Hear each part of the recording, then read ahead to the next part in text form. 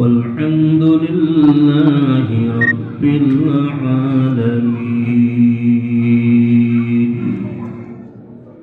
محبت الشتى شكل درود إبراهيم باتكري اللهم صل على محمد وعلى آل محمد كما صليت على إبراهيم وعلى آل إبراهيم إنك حميد مجيد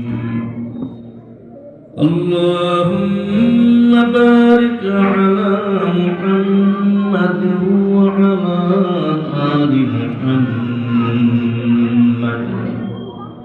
كما باركت على إبراهيم وعلى آل إبراهيم إنك حميد مجيد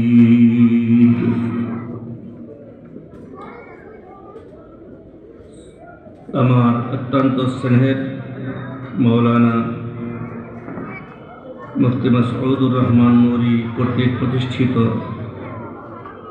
আন-নূর international মাদ্রাসার উদ্যোগে হাফেজ ছাত্রদের পাগড়ি প্রদান উপলক্ষে আয়োজিত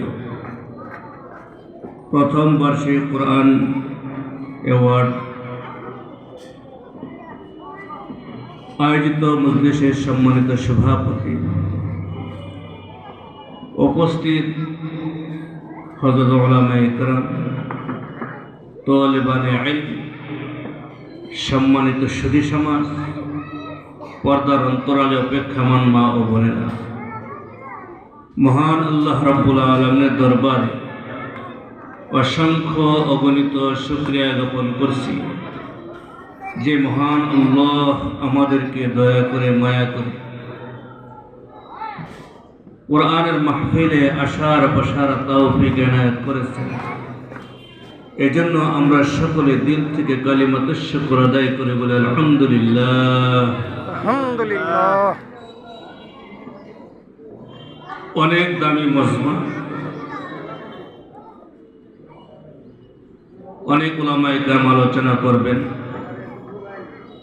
আমি সময় বেশি নেব না।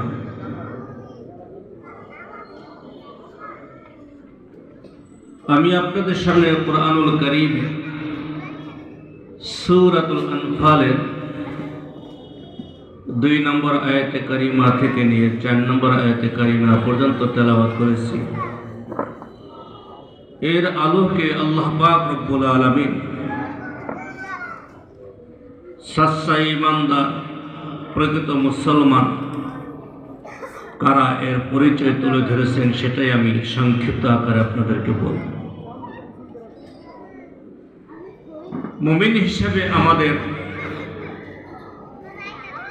আল্লাহ তাআলার প্রতি অগাধ বিশ্বাস, ভালোবাসা, আন্তরিকতা থাকতে হবে। আল্লাহ প্রদত্ত বিধানগুলোকে আল্লাহ তাআলার নির্দেশনা অনুযায়ী রাসূল করিম সাল্লাল্লাহু আলাইহি ওয়াসাল্লামের আদর্শ মোতাবেক ইখলাসের সাথে আমল যদি করি তাহলে সেগুলোই আল্লাহর কাছে গৃহীত হবে, মকবুল হবে। আল্লাহ তাআলার নিকট একমাত্র মনোনীত ধর্ম হলো ইসলাম। ইসলাম ব্যতিরেকে অন্য কোনো ধর্ম গ্রহণযোগ্য নয়। ইসলামের মধ্যেই আমাদের শান্তি, কল্যাণ নিহিত রয়েছে। আমাদের যাবতীয় চাহিদা, আমাদের যত সমস্যা বলি সব কিছু সমাধানের ব্যবস্থা আল্লাহ পাক রব্বুল আলামিন ইসলামের মাধ্যমেই করেছেন, কুরআনুল কারীমের মাধ্যমেই সমাধান দিয়েছেন। কিন্তু বাস্তবতা হলো ওয়াজের মজলিসে আমরা বলি এবং আমরা যারা শুনি এ পর্যন্ত সীমাবদ্ধ থাকে। প্র্যাকটিক্যালি সেগুলো আমাদের রূপরেখা তেমন দেখা যায় না। বাস্তবতার আলোকে কোরআন হাদিস থেকে আমরা যোজন যোজন দূরে থাকি, কথা ঠিক না ব্যাঠিক? ঠিক। আজকের এই মজমা এবং আমাদের এই সন্তানদেরকে মাদ্রাসায় পড়ানো